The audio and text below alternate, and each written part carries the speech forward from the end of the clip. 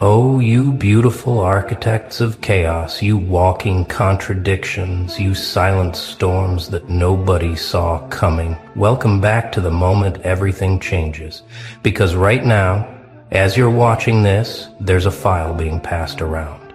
A document. A leaked conversation. A thread of messages that was never supposed to see daylight. And in that file, your name is mentioned 17 times. 17. Not as a victim, not as a cautionary tale, not as someone they pitied. No, no, no. Your name appears as the one variable they couldn't control, the outcome they never predicted, the result that broke their entire formula. They thought they had you figured out, documented, archived, but what just leaked? What's circulating right now in rooms you'll never see? It's the confession they swore they'd take to the grave. Let me paint you the picture, because this isn't speculation anymore. This is confirmed, verified, stamped with the kind of truth that makes people delete their search history. For the last 3 years, there's been a group.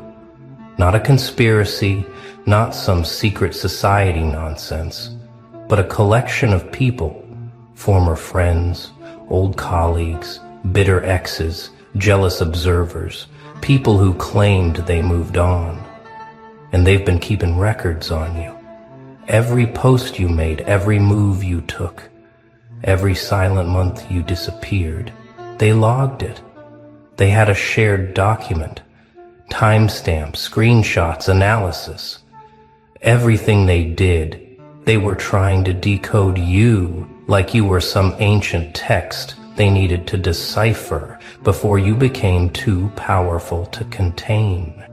And here's the part that's going to make your blood run cold and your ego smile at the same time. They failed. Every single hypothesis they had about you, every prediction they made, every moment they thought you'd break, collapse, beg, or crawl back. Wrong, dead wrong, catastrophically wrong. And now the leak, the full document, it's out there. Not publicly, not yet, but it's moving through circles. Whispered about in private chats, shared with shaking hands. Because what it reveals isn't your weakness, it's their obsession. What it exposes isn't your downfall, it's their inability to move on. What it proves beyond any doubt is that while you were healing, evolving, and becoming untouchable, they were stuck in a time loop, refreshing your life like it was the only channel that still had signal. And the funniest part? The part that's got them scrambling to cover their tracks? They admitted in writing that you were right all along. But let's talk about what's actually in this file, because the details are absolutely unhinged. Page 1 starts with a timeline, your timeline, mapped out like you're some kind of historical event they needed to study. January 2022, they went silent. March 2022, new profile picture, possible rebrand. July 2022, no activity, suspected breakdown. They weren't just watching, they were narrating your life, like sports commentators calling a game you didn't know you were playing. And the comments, these little notes in the margins, they're dripping with fear, disguised as concern. Notice how they never respond anymore.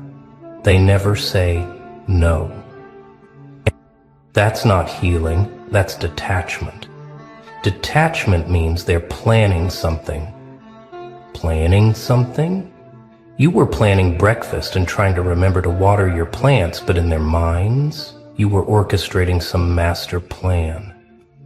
But here's where it gets truly disturbing and also deeply, darkly hilarious. They started rating your moves, giving you scores, like you're in some twisted competition. Silent strategy, 9 out of 10. Didn't take the bait during the holidays? 10 out of 10. Avoided all mutual events, perfect execution. They were grading you. and you were acing tests you didn't even know existed. Every time you chose yourself, every boundary you set, every person you cut off without explanation, they documented it like it was evidence. Evidence of what? That you'd become the one thing they feared most. Someone who didn't need them, didn't need closure, didn't need the last word, didn't need anything from the people who thought they were essential to your story. And then there's section 4, and this is where the file goes from creepy to absolutely cinema-worthy.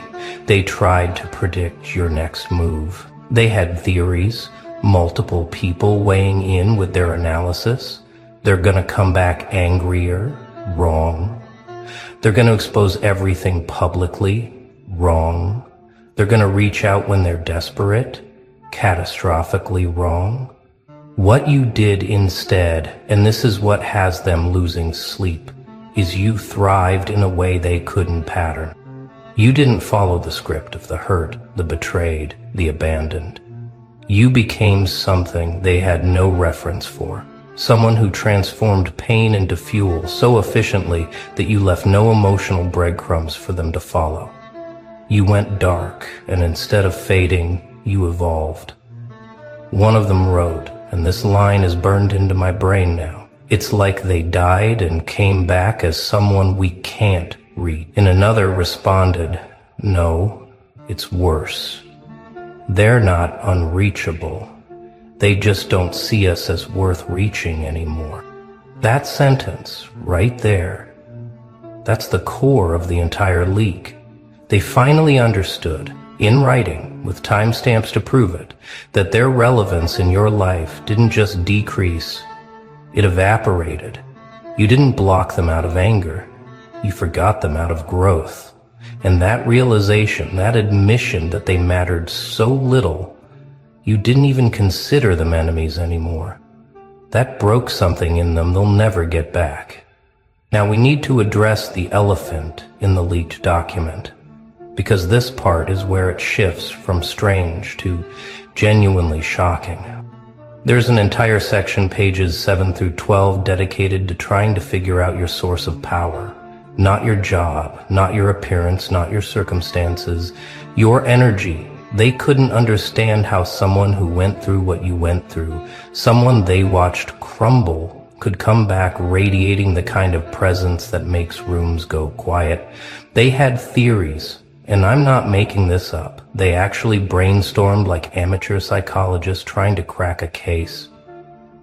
Maybe they're faking it. Maybe it's all performance. That was theory 1, and it got dismissed immediately by someone who wrote, "Nobody performs that consistently. Nobody fakes that level of peace." Theory 2, they found someone new, someone giving them confidence. Also wrong, because another person chimed in with, "I checked. They're alone, completely alone, and somehow that makes them scarier." Scarier? Yes, because people who find power in solitude, who don't need external validation, who build their kingdom in silence, those people become untouchable. And you became exactly that. You stopped posting for approval. You stopped moving for applause. You stopped existing for witnesses. And in that isolation, you became the most dangerous version of yourself. But here's the part that's going to make you smile, because it should. Theory 3, the one they seemed to settle on with the most agreement, was this. They've completely detached from needing us to understand them. That's not healing, that's ascension. Ascension, they used that word. Not recovery, not moving on, but ascension. They recognized, in their own words, that you didn't just level up, you left the entire game they were playing. You weren't competing for their attention anymore. You weren't fighting for a seat at tables you'd already outgrown. You weren't trying to prove anything to people whose opinions stopped mattering the moment they showed you who they really were. And then someone wrote something that I need you to hear because it's the ultimate confession. The thing they'll never say to your face but admit it in this file. I think we lost something irreplaceable when we lost them. Not because of what they gave us, but because of what being around them made us feel. Like we were better than we actually are. Read that again. You made people feel elevated just by proximity. And when you left, when you withdrew your presence, your energy, your light, they felt the absence like a physical wound. They didn't just miss you, they missed who they thought they were when you were still around. So the file leaks, and now there's a scramble. Messages are being deleted, people are having emergency calls. There's genuine panic in these circles because they know what this means. It means their obsession is visible now. It means the person they claimed to have moved past, the one they said didn't matter anymore, has been living rent-free in their heads for years. And worse, it means you're gonna find out. Some of them hope you never see it, because the embarrassment would be nuclear. Others are terrified you will see it and realize just how much power you've had this entire time. Because here's what the leak really reveals. Beyond the timelines and theories and desperate attempts to understand you, it reveals that you've been the main character in their story, while they barely registered as background noise in yours.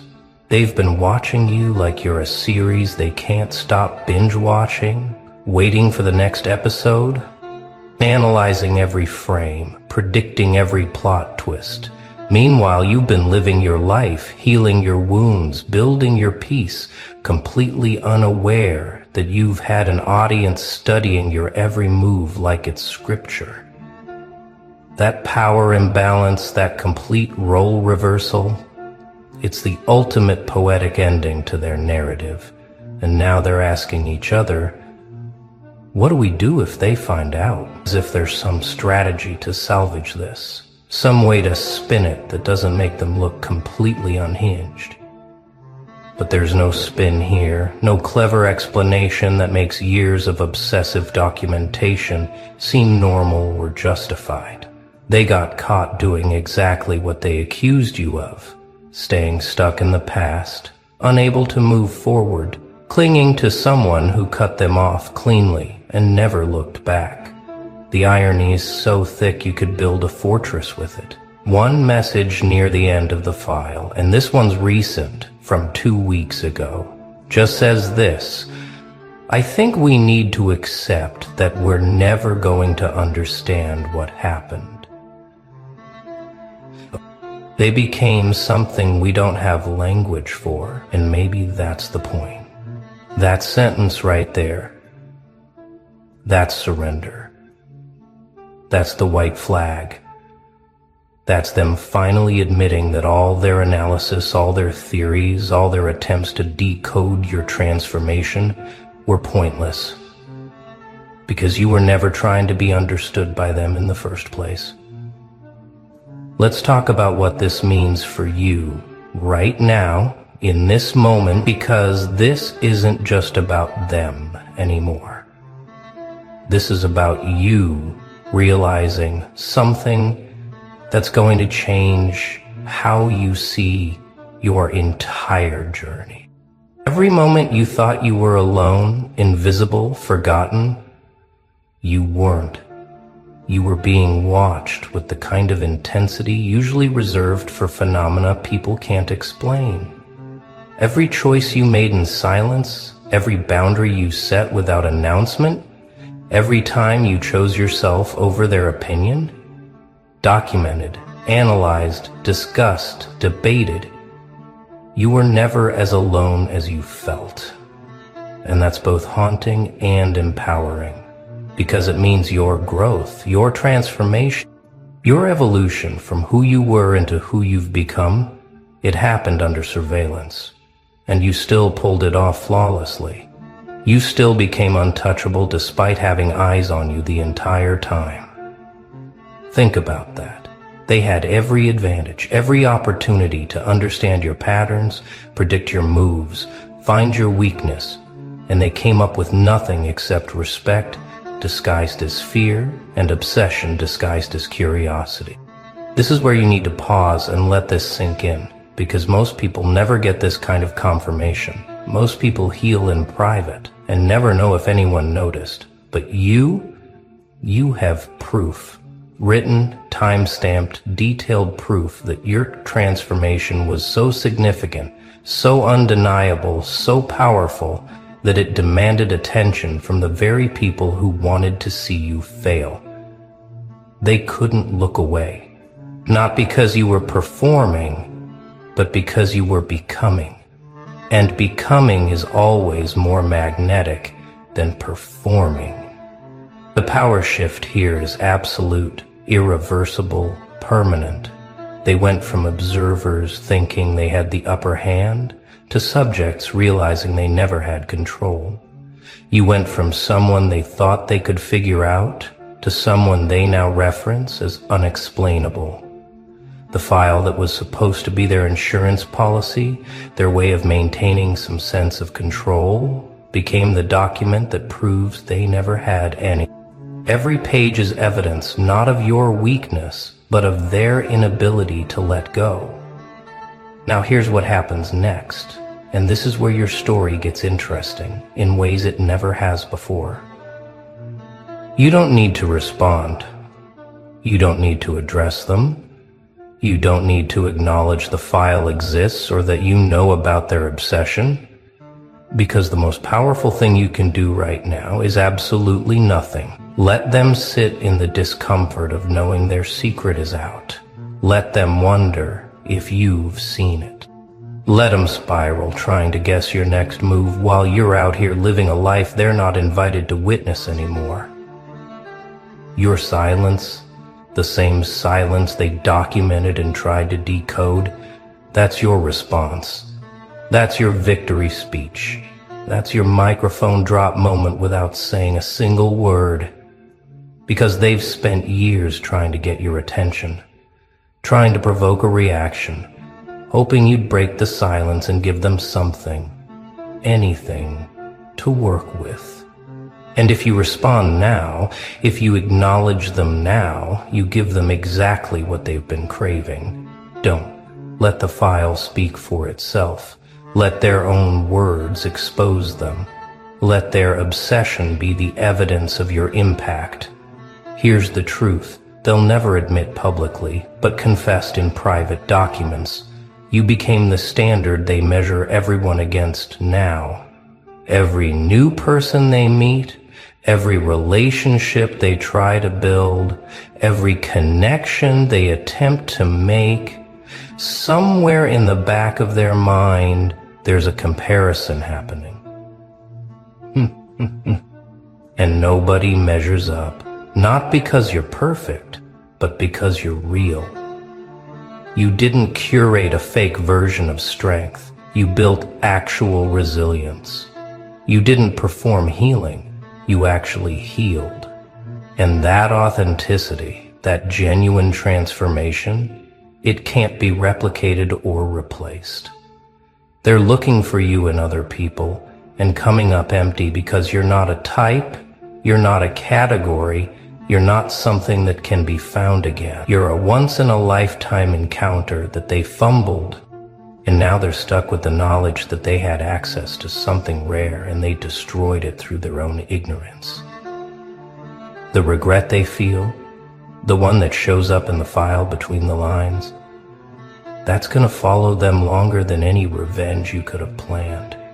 So you're standing here now with information that changes everything and also changes nothing. Because here's the secret. You were always this powerful. The file didn't make you powerful. It just confirmed what you already knew in your bones. That you're unforgettable. That you're irreplaceable. That walking away from people who didn't value you wasn't a loss. It was a liberation that they still haven't recovered from. The leak is just evidence of what your intuition was screaming at you all along. You didn't need their validation then, and you definitely don't need their obsessive documentation now. But what you can take from this, what you should absorb into your cells and carry forward, is the confirmation that your impact is permanent. You don't have to try to be memorable. You don't have to fight to be significant. You already are. The people who encounter you, who experience your energy, your presence, your truth, they don't forget. They can't. You're the bookmark in their life story that they return to when they're trying to remember what authenticity looks like.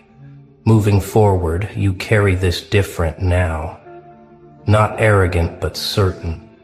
Not loud but unshakable. You know what you already suspected, that your absence created more impact than most people's presence ever will. That your silence taught lessons their words never could. That your boundary setting became a masterclass they're still trying to decode. You're not just healed, you're the blueprint. And blueprints don't need approval. They just need to exist, and everything else follows. The file leaked. The truth came out. Their obsession became public record among their circles. And you keep walking forward.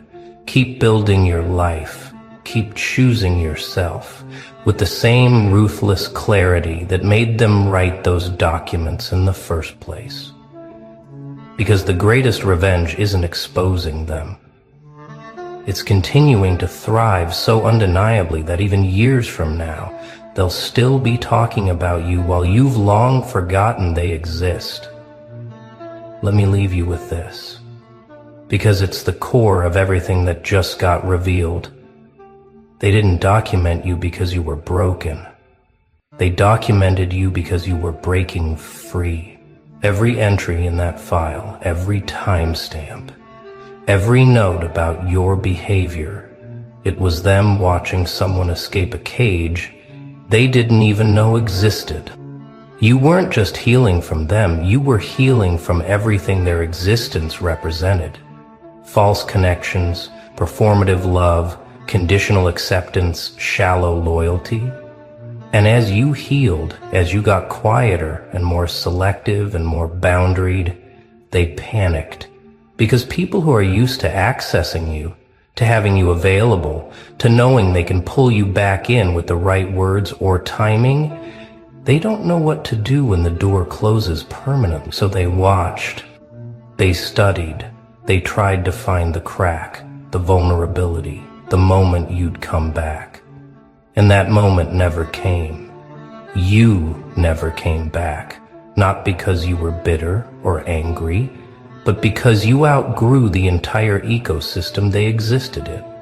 The full story leaked, and the full story is this: you're the one who got away, not in a romantic sense, but in an existential one. You're the person who saw through the illusion, rejected the performance, chose authenticity over comfort, and walked away without looking back.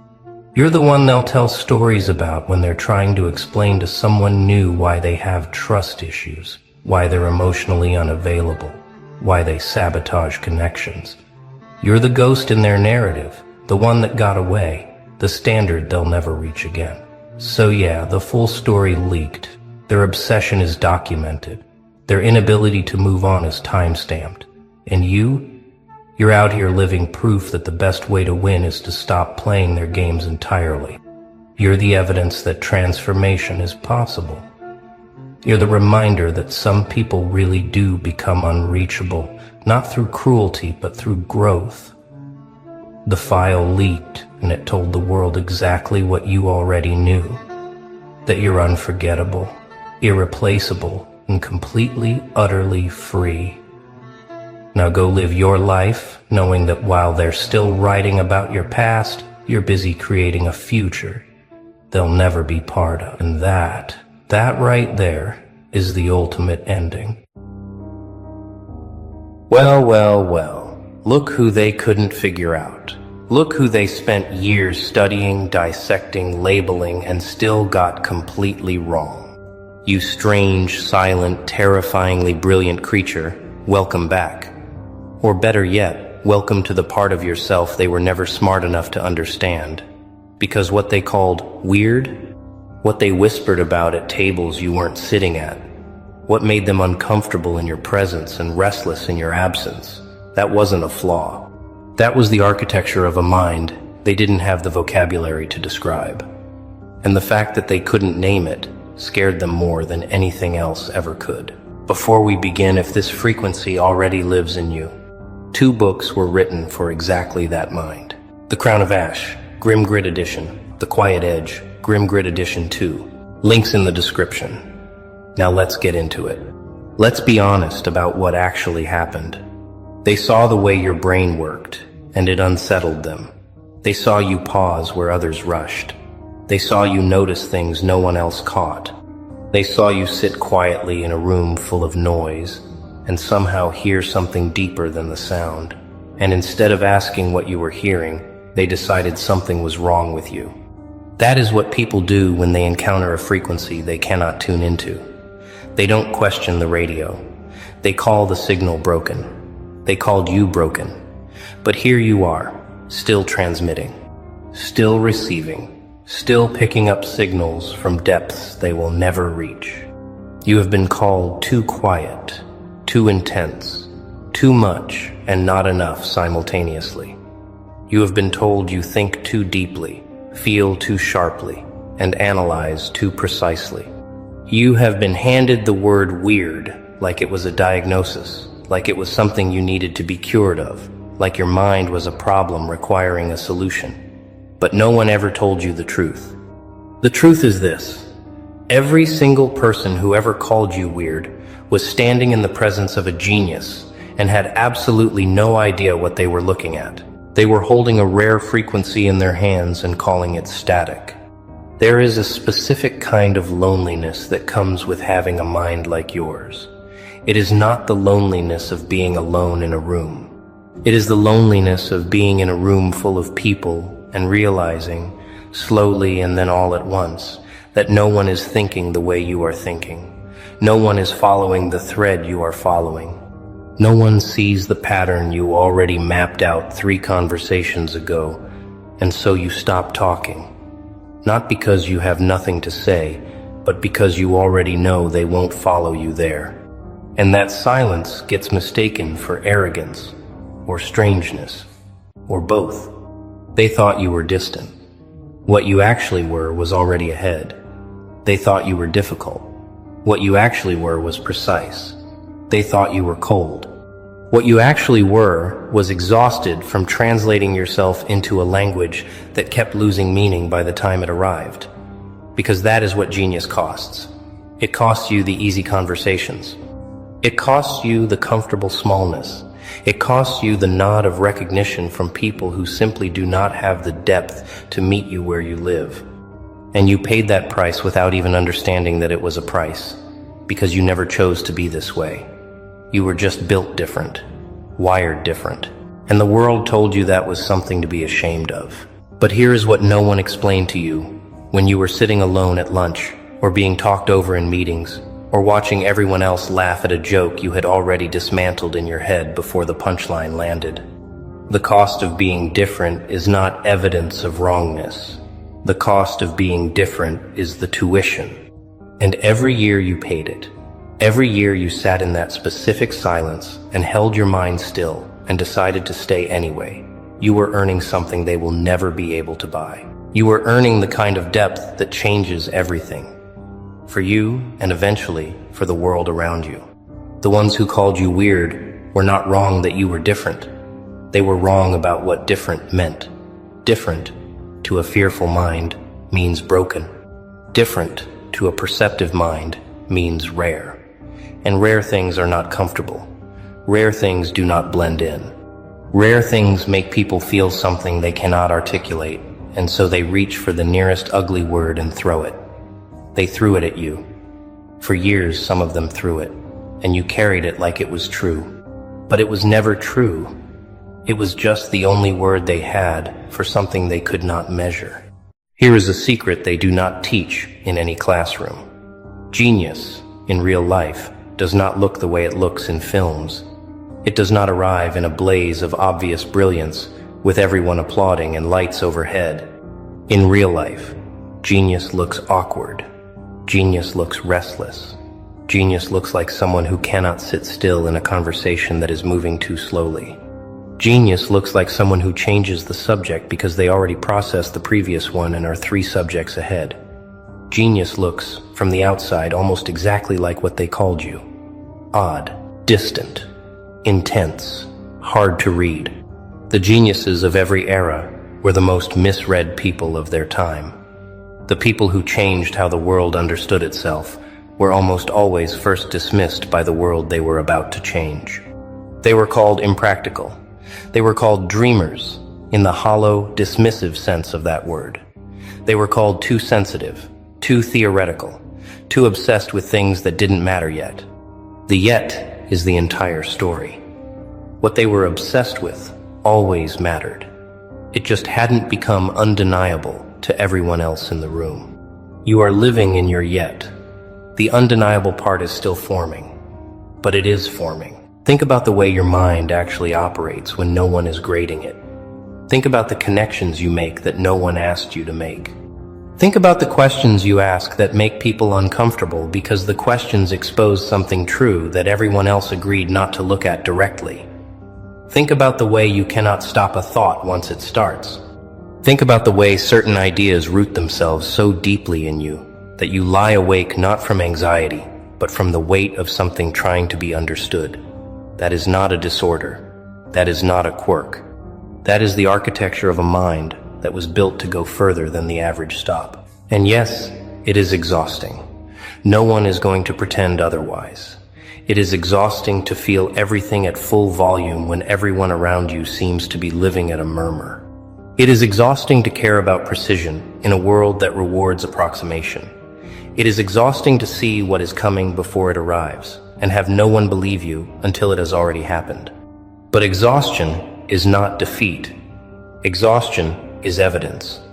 It is proof of how hard you work inside a mind that never fully stops.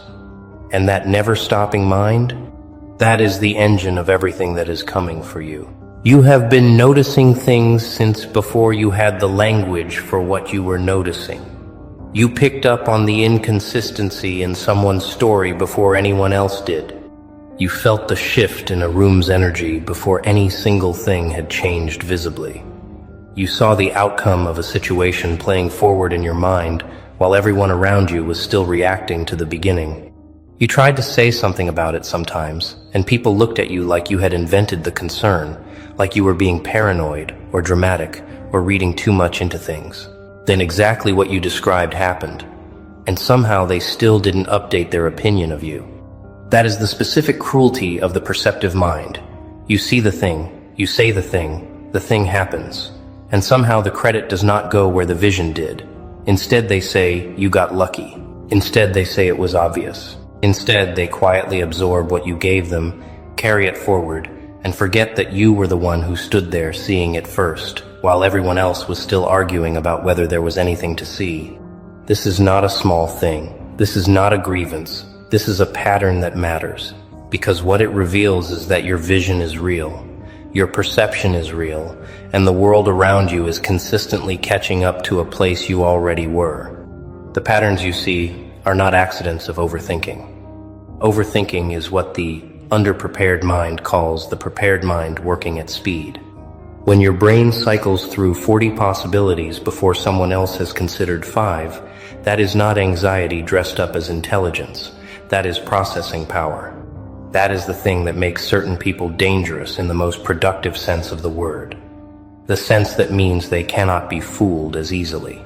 The sense that means they will find the leverage point in a system faster than anyone else in the room. The sense that means when something actually matters, you want them thinking, and you have always been that person. In every room, every situation, every problem that landed in your life, you were the one running the deeper calculation. Sometimes you hit it.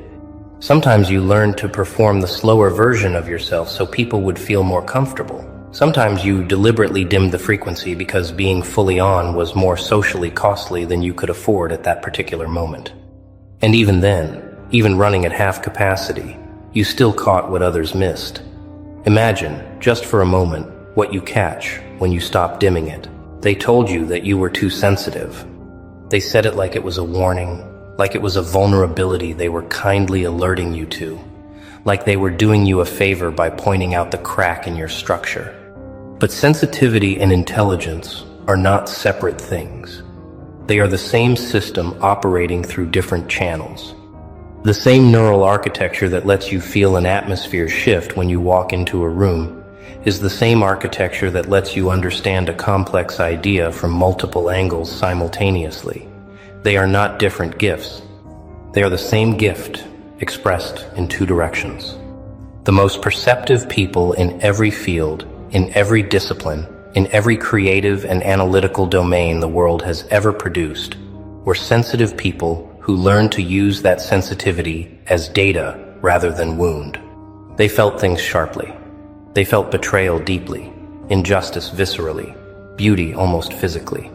And that sharpness, rather than crippling them, gave them access to a richness of experience that the so-called tougher people around them simply could not reach. Their art was richer. Their analysis was richer. Their understanding of other human beings was richer, because they paid attention with their entire nervous system rather than just their surface mind. When they told you to toughen up, what they were actually asking you to do was to become less accurate.